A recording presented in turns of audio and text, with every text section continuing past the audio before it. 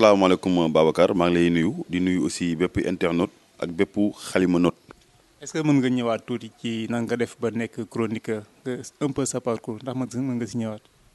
waaw sama parcours man en fait nekkul loo xamante ni dama ko jàng fenn wala dañ ma ko jàngal donc dafa nekk loo xamante ni dama ko yàgg bëgg depuis ba may gone ba may jàng ba tey dama daan wàcc lycée Lamine Gueye daan dem immeuble Fat di seeti ay waa Sud FM parce que dafa nekk groupe de communication boo xam ne dañ ma yàgg neex parce que seen professionnalisme si loolu ci laa commencé woon di inspiré wu yàlla def benn jour ma def formation maintenance informatique télécommunication après ci la voyagé demoon Barcelone comme Sénégal ak Espagne amuñu yenn relation yi langue yi déjà du benn dañu am problème pour ces diplômes ñu mën ko fa homologué donc par la suite ci laa jël affaire branché ko dugg si dëkk bi mbëkkante comme ñëpp yàlla def ba mu njëkkee ñëw voyage ñu invité woon ma Walfadjri ma wax fa waxtaan boo xamante ni après ba ma ñibbee tamit si la ma association des Sénégalais yi nga xam dañoo nekk si dëkk bu ñu naan Terrassa ñi nga xam dañoo ñoom ñoo jëloon gaal bi sax bu ñuy fàttaliku jamonoy Barça wala Barsaq après si lañ ma woo ne ma dafa am benn ONG bu nekk bu ñu naan Atenew doon candidat dañuy am benn temps d'antenne bu ñuy jox chaque semaine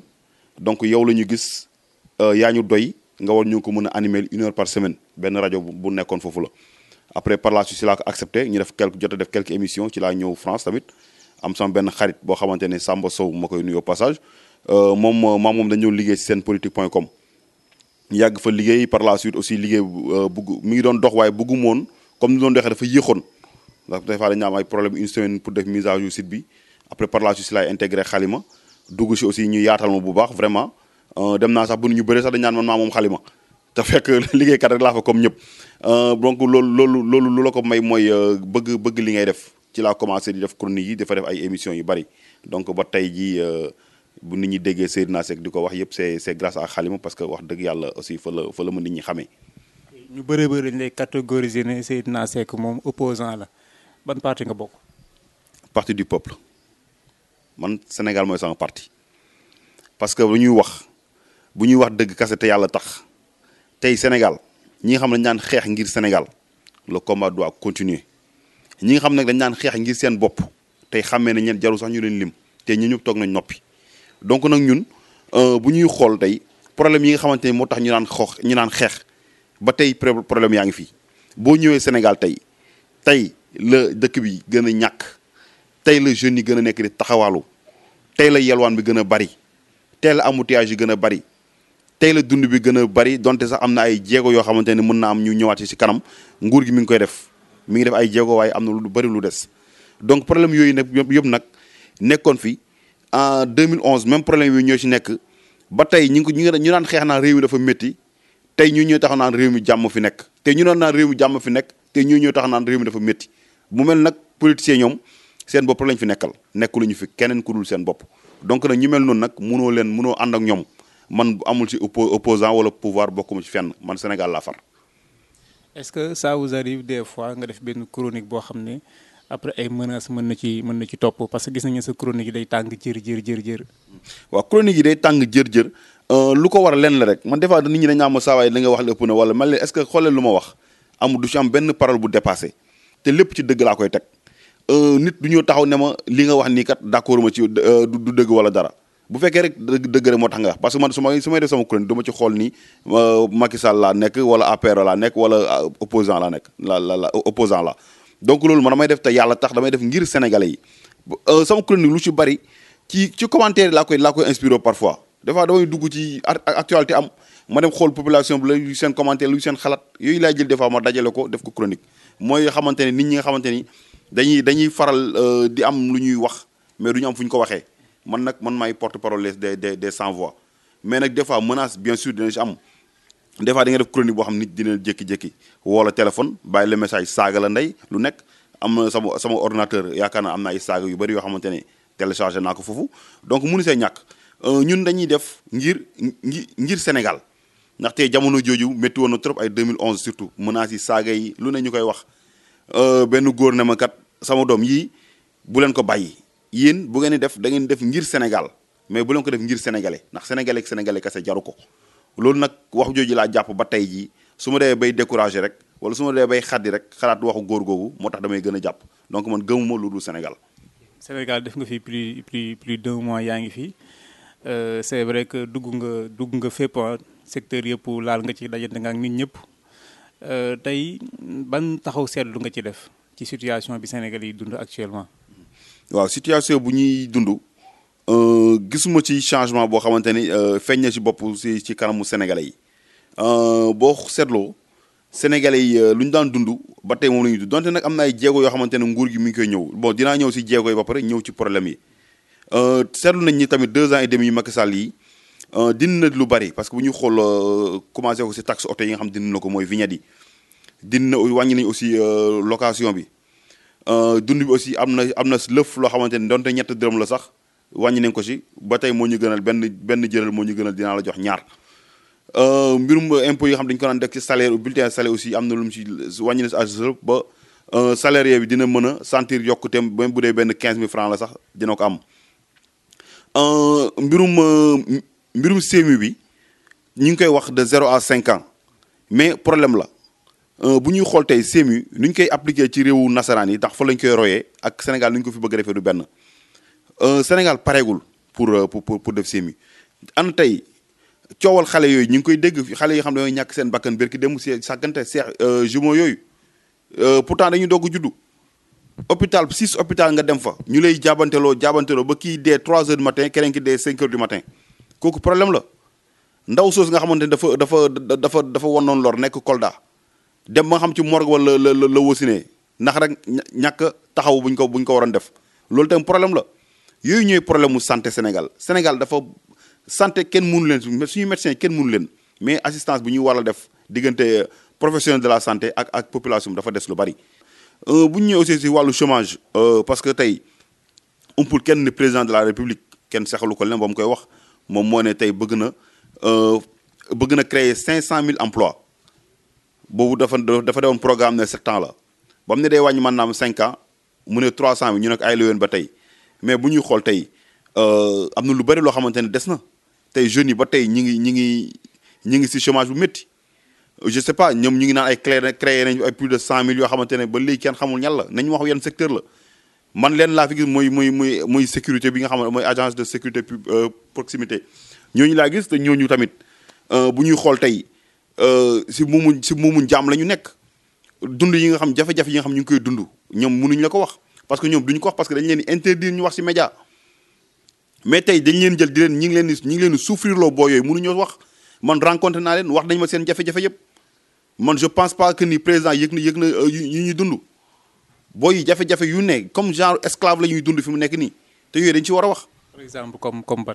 non par exemple comme tey ba ma demee ci benn endroit fi ba ñuy def suñu émission rajo naa fa benn agent boo xam tey lu ma wax ba ñu bëgguloon sax caméra kanamam feeñ parce que ñu naan ñoom tey bu ñuy amee ay prime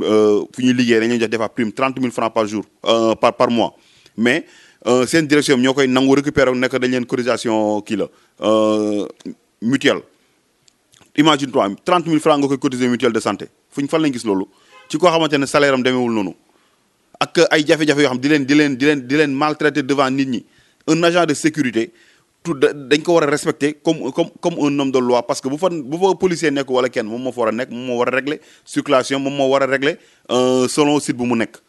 il faut nga respecter même bu fekkee sa agent dafa tort devant le client waroo rabaisser sa agent fexeel ba défendre sa agent yow bu ngeen wéetee nag nga ne ko beneen yoon kat day defee nii loolu mooy management noonu la ñuy liggéeyee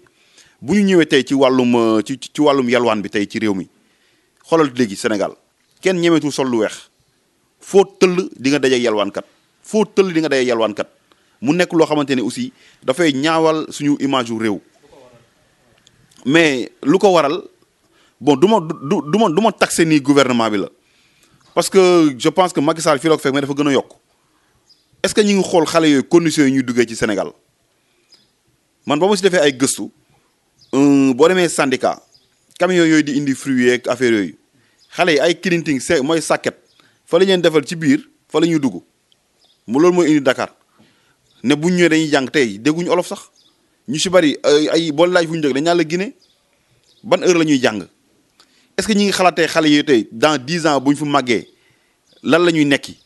beneen bi tamit mooy mbiru embouteillage yi loolu moom je pense que ni président bu ñu ci mën a dimbali rek ñu jël embouteillage yi métti na trop ci Sénégal loolu ci lu ma seetlu des fois da ngay jugee da ngay jugee Guédiawaye pour dem ville di nga def 1 heure de temps wala 1 heure 30 ci yoon bi doo àgg donc loolu dafay bloquer aussi économique réew baaxul ci koom réew bañ na ko léegi Sénégal nit boo ko joxee rendez-vous sax bu tardé dana embouteillage moom moo tax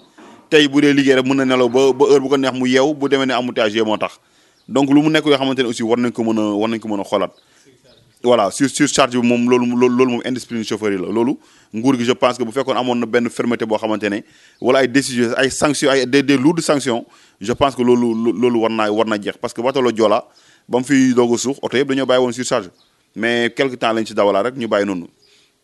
bu des fois da ngay toog policier taxaw ci circulation di nga surcharge benn nit ñaari nit mu bàyyi la nga jékki-jékki benn oto mbër romb la nit ñi yéeg ñi lang ñi yéeg ci kaw nga bàyyi ko mu jëm pourquoi mënoo ko gaaree naka na ñëpp wàcc mais amuñu fulla googu bu ñu bëggee avancer nag dañuy yemale ñëpp citoyen yëpp la ñuy yemale oto yëpp la ñu war a yemale mais tey mun a bàyyi supporters yi wala mbëri wala ñeneen yéeg ba ca kaw fu nekk nit nekk fa nga koy bàyyi muy dem beneen oto bu ñëwee surcharge benn nit nga jël ko arrêté ko lakk ay permis confisquer ses papiers loolu je pense que ni loolu tamit bokkul ci luy doxal réew beneen tamit ci wàllu ponctualité tout le temps damay dégg président di ko faral di wax te loolu aussi warul rek yem ci ay wax dañ ko war a jëfee tey ji ñu créé ay cartes yoo xamante ne tey da ngay ñëw le matin nga pointé dañuy xam heure bi Babacar kat heure bi la dugg heure bi la génn porte yi tant que dugaloo carte warul ubbeeku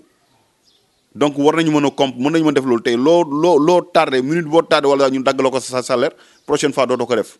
parce que aussi réew noonu lañ koy redressé au début nag dina xaw a métti trop mais bu ñu demee ba nit ñi benn instant dinañ dem ba comprendre ne kii defaroo ko jóg parce que kuy defar da ngay mel ni kuy yàq il faut que daal ñu yokk aussi surtout sérieux ci wàllu travail munuñ tamit taxaw naan réew mi doxul te yow fekk yow defoo lu la war nit ki da ngay def sa devoir ba pare doog a casser droit tey bu ñuy taxaw naan réew mi dafa makki dëgg la ñëpp sentir nañu réew mi métti na mais tey luy problème mooy grand théâtre dafay organiser entre 10 000 francs 1800 places day fees ba day am ñoo xamante ne duñu am place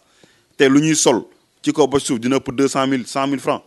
ba pare nga bëgg a taxaw ne réew mi dafa métti te chaque événement booy xool ñuy ñëw di bokk ak ñeneen ñuy ñëw donc loolu tamit ça pose problème waaye. problème mu universitaire bi yaakaar naa jot nga see dox ay jéego ngir gëstu la fa xew est-ce que mën nga si indi ay jàngat. waaw université moom aussi ni ñu ko gisee def naa ko sax si benn yoon ci sama chronique yi maa ngi naan dañu am bon malheureusement tey ji neexul dégg mais bu ñuy xool mu am étudiants yi am nañ ci aussi benn part de responsabilité mooy ñoom heure boo leen déggee ñuy kaas wala dara rek bourse la ñuy wax wala restaurant togg yu bon mais lu jëm si seen matériel lu njàng doo dégg ñu wax si te pourtant booy xoolee amphithéâtre yi tey day gis foo xamante ne 100 personnes la war a jël di nga gis plus de 500 personnes 600 personnes di nga leen fa gis ñii dañuy taxaw ñii bu ñuy ñëw seen i banc la ñuy indaale toog si boo waree am cours 8 heures 6 heures du matin bu la fekk si amphi ba doo am position bu baax donc yooyu dafa nekk loo xamante ne dañ ko waroon a kaas mais du ma dégg jamais malheureusement ñu koy wax tout le temps bourse la ñuy wax aide boo xamante bon 18 000 la xeebaluma leen quoi parce que aussi am na lu mu leen war a mën a jëriñ mais je pense que tamit am matériel bi ngay jànge tey jii loolu tamit dafa am solo tey mënoon nañoo waxtaan ak benn opérateur téléphonique bu nekk fii par exemple boo xam am nga internet mu jéem a def benn partenariat ak waa COUD bi nga xamante ne tey université foo toll di nga am connexion wifi gratuite libre fexe tamit ba étudiant bu nekk boo inscrire ñu jëm offrir benn ordinateur portable boo xamante ni même donte sa bourse lañ la koy dagg wala sa aide lañ la koy dagg tamit nga yor ko parce que aussi war nga mën a toog tey jamono fu mu toll ngay toog sa kër wala sa néeg di def say cours di suivre say cours normalement. mu mel ni Sénégal ñaari sénégalais ñoo fiy dund muy sénégalais bi dund si jàmm ak salaam ndoxam di am courant am di am ak sénégalais bi nekk si banlieue bi nga xam ne agression la ñu xam moo fa am. Inondation moo fa am saleté moo fa am est-ce que constat boobu noonu mën nga ko confirmer. waaw loolu moom yaakaar naa ne sax jarul lu ñu naan xool asamaan jarul buuxante loolu ku yor sa bët bu ne rek war nga ko mën a gis bu ñuy xool tey Sénégal bu ñuy wax Sénégal bu nekk Fann Résidence Point E Almadies ute na ak sénégalais bu nga xam ne dafa nekk si Médina Gounass nekk Daaru Xaan nekk Médina Dakar ak yeneen dëkk yoo xamante ne mënu ma ko tudd du benn niveau vie bi du benn ni nga xam dañ leen jël abandonné leen te booy xool tey lu baax lépp tey foofu lañ koy def tey ñii jooyu ñu tali jooyu ñu dara mais ñële xoolal inondation coupure courant ba tey jii coupure courant fi nekk am na nu muy demee sax léegi courant bi coupé loolu dafa nekkoon ay solution yoo xamante ne ba tey dañ si doon xaar nguur gi inondation tey dañoo waxoon ne dañuy créer sax ministère boo xamante inondation kese lay lijjanti te bu ñuy xool tey ren yàlla moo ñu suturaal ba taw bëriwul tey lu mu taw sax mën nañ ko compter mais tey mënoon na fee gën a ñaaw parce que ba tey dafa yaakaar ni benn manque de volonté politique moo am parce que bien vrai que tout le temps damay wax naan banlieue bi dañ leen di fàtte ci lu bari te pourtant bu ñu soxlaa ku leen fal wala dara banlieue bi ñoom ñëpp fa la ñuy dem parce que Dakar bi ñu topp Dakar kenn dëkku fi moo tax ma dama kontaan naa aussi ci PSE bi nga xamante ne dafa bëgg a jël pour jéem a désenclaver Dakar jéem a décentraliser les choses loolu lañ ciy kontaan bu baax parce que au moins dinañ mën a jox beneen xar kanam beneen dëkk bu bees boo xam mooy Diamniadio parce que positionnement am dafa baax mën na ubbi lu bari mais su ma soxla sax building administratif sax dañ koy jël yóbbu ko Diamniadio mu jeex tey ñu nga xam dañuy jógee Thiès dañuy jógee Kaolack fu nekk bu ñu yem Diamniadio ñibbiwaat lu ñu lijjeen ñibbiwaat moo gën ñu ñëw ba biir Dakar donc bu fekkee dañoo bëgg a Dakar féex loolu la ñu war a mën a def te gersu banlieue bi parce que banlieue bi tamit sonn nañ trop mënoo leen jël di leen jàppee rek di leen promettre ba kañ ci lañ bokk Sénégal lay du Dakar dama koy faral di wax te nit ñi dañ naan Sénégal Dakar te pourtant Dakar bu ñu xoolee Patte d'Oie la yem Patte d'Oie jëm kaw mais lu ko dalee foofu yëpp ñëpp a sonn nii lu ko dalee croisement Cambérène dem ba Tambacounda ñëpp a yem donc Sénégal la ñu war a jéem a bàyyi ko fi mu nekk nii te jëm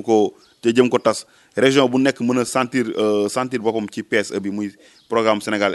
émergent damay faral di wax naan sax bu ñuy xool tey tour yi nga xam ne dañ koy def pompier foofu pour moom mën nañ ko jël yóbbu ko Diamniadio wala feneen bu yàgg nañ naan programme Dakar émergent la te programme Dakar émergent boo saaganoon moom mooy dem juri PSE mooy programme Sénégal énervant donc loolu yàlla nañu ci yàlla musal. tey débat politique bi ñëpp jàpp na dafa terre à terre c'est-à-dire que xastante la yaa fi wax lii ay débat di du fi génn est-ce que loolu seetlu nga ko. waaw seetlu naa ko ba mu ñëwee aussi ba tey dinaa suivre yenn émissions yi dinaa suivre aussi yenn interview yëpp mais politiciens du ma leen blâmer ah presse bi laay blâmer parce que je pense que ni wax naa léegi ne waxtaan bu neexee day fekk mu neex borom kër man sama émission man maa ko moom maa defar sama concept te émission boo koy def da nga bëgg muy yeete moo ko woy ñoo yem nit ñi di ci xamee loo xamante ne musuñu ko xam nit ñi di si jàngat mu nekk une émission constructive une émission boo xam éducative parce que tamit ça sert à rien nga invité nit pendant une heure de temps waxu leen fu la am fu la wax leen fu la am gay diw nee na la lii diw wax na lii ana looy tontu diw kat nee na yow temps yi lii wala lii laaj ko li nga xamante ne moom la population bi soxla bu dee économiste la nga ne ko tey jii naka la ñu war a mën a def tey jii ba Sénégal seen taux de croissance jógee si 3,5% jëm ba 7% yan anam lañ ko war a jaar ak population bi naka lay sentir 7% yu chiffre naka la koy tey ku nekk tey daaru xuddoos wala ku nekk wàqinaa wala daal naka lay sentir taux de croissance boobu ci moom nga ne ko tey jii naka lañ war a yan anam la ñu war a mën a jaar ba tey jii Sénégal jéem a xool lu muy exploité pétrole bi nga xam yàlla may na ko nag yan anam la ñu war a mën a jaar ba dund bi ñu wàññi ko ba njëg yi nga xam day produit yi ñuy jëlee Sénégal di ko yóbbu Mali muy gën a yomb que Sénégal bi ñu koy jëlee question yi lañu war a laaj nit ñi indi si ay tontu yu leer mais diw nee na li pour man débat bi presse bi ñoom ñooy responsable du keneen ku dul ñoom donc ñoom ñoo war a xoolaat programme télé yi ñoom ñoo war a xoolaat nit ñi ñuy invité parce que nekkul ni tey Sénégal booy xool ñu gën a fréquenté ci presse bi mooy ñi nga xam ne dañoo dàq saaga ñi nga xam ne dañuy xasante ñi nga xam bu ñu waxee ñëpp reetaan ñooñu tey ñooy gën a nekk ci télé yi ak ci rajo yi je pense que ne gars yi war na ñëw mën a xoolaat aussi seen grille programme yi jéem a fexe ba jéem a innover parce que innovation dafa baax mais tey jii boo xëyee benn télé ñi tegal la yeewu leen ñi tegal la Kénkeliba ñii good morning ñii petit déj bu ñu paree ñi ñëw ne wareef ñii waxtaanu njaboot ñii jeeg a këram ñii lu ne bu ngoon jotee film brésilien yi ñëw léegi ay 8 heures jotee ay wala yooyu sketch sénégalais ñi ñëw ne wax la café avec ñi ñëw ne la xawma njaayeen bombe ñi ñëw naan la donc dafa bëri yoo xamante ne tey booy xoolee nga seetaan benn télé bi day mel ni seetaan nga lépp loolu je pense pas que loolu war na mën a dox réew te ñuy delluwaat ci émission yi di ko xoolaat bu baax quoi émission yi di delluwaat fu mu nekkoon di yaraate parce que bu ñu xool nit ñi gënoon nañoo yaru jamonoy ba ñu fi am benn télé kase mais tey bu ñu xool jikko ni mu yàqoo tey Sénégal tey ku fi tabax sa kër transformé ko auberge tey Sénégal tey ku fi jaay lu bon tey moom moo gën a jarle tey site internet yi tey booy xool site bu la gën a wane lu bon site boobu la ñuy gën a visiter parce que jikko yi ñoo yàqu dafa am ay valeurs yoo xamante yoo nekkoon si ñun ay valeur muy yiw yaru tey am fulla am fayda jom kersa mais yëpp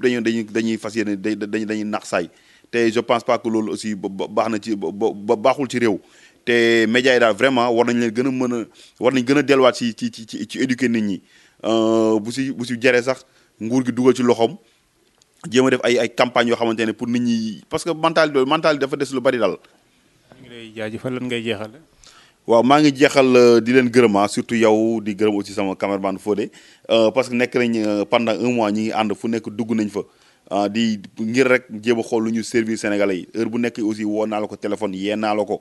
donc maa ngi leen gërëm di leen sant kontaantul torop ci ànd bi nga xam ne ànd nañ ko di tàggu waa Sénégal yëpp nga xam ni maa ngi delluwaat am affaire yu bees yoo xam ne dañu koy parewaat chronique yi aussi dafay ñëwaat les lundi ñi nga xam yéen a ko yàgg di ko baaxoo di ko déglu dinañ ji am na lu bari yoo xam jàng nañ ko fii tamit te dinañ ko gën a améliorer déglu nañ critiques yi am na ñoo xamante ne dinañu xelal nañu buñ sañoon nii ngay def wala nii wala lii yëpp jël nañ ko te je pense que dinañ ko gën a defaraat bu baax a baax di si ñëwaat tous les lundis émission dox dajee tamit kontaan nañ trop Babacar si ni ñu ko doon liggéeyee fii en vidéo yéen a ngi koy gis donc voilà quoi kontaan naa trop vraiment